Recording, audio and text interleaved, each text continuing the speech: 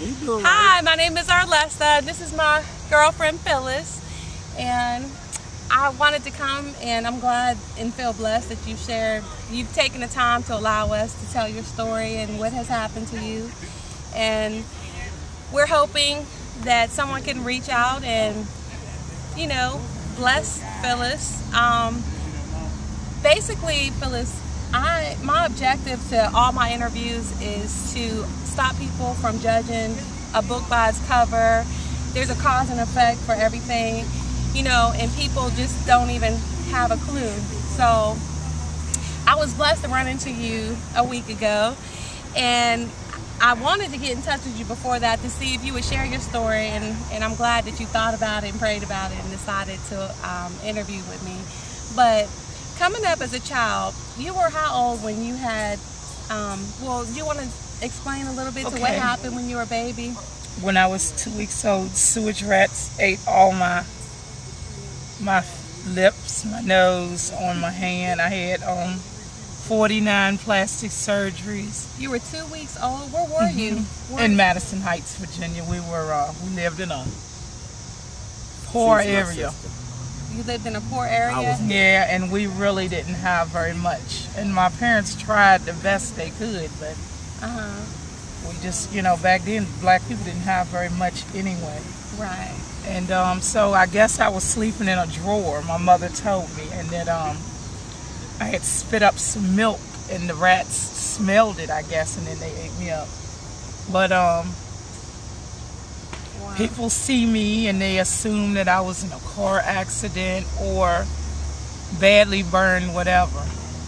And it's easier for me to let them believe that because I don't have to go through all of what I went through. Right. I feel really blessed that it wasn't worse, that it only was to this extent. Right. That you're even living.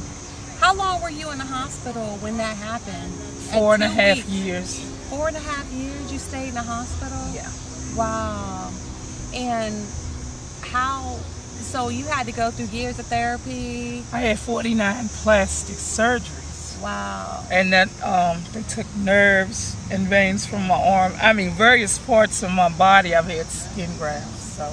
Wow.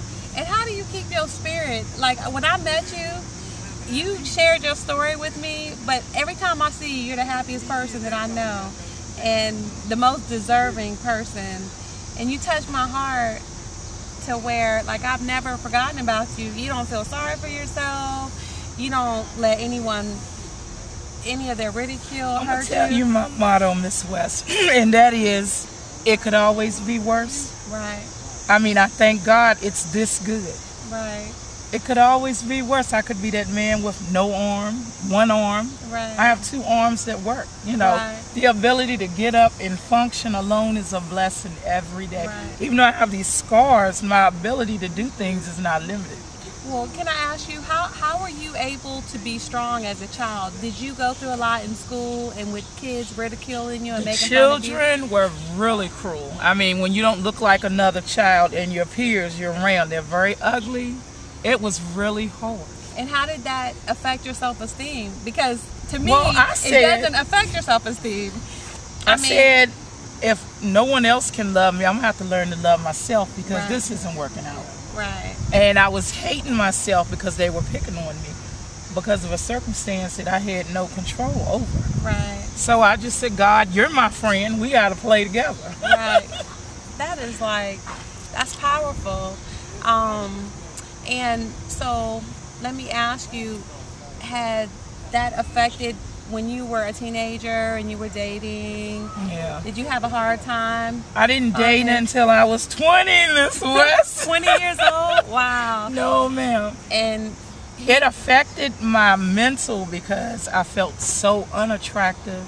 I always felt undesirable. People were always, putting me down. So when somebody finally was serious and like, let's go on a date, I was like,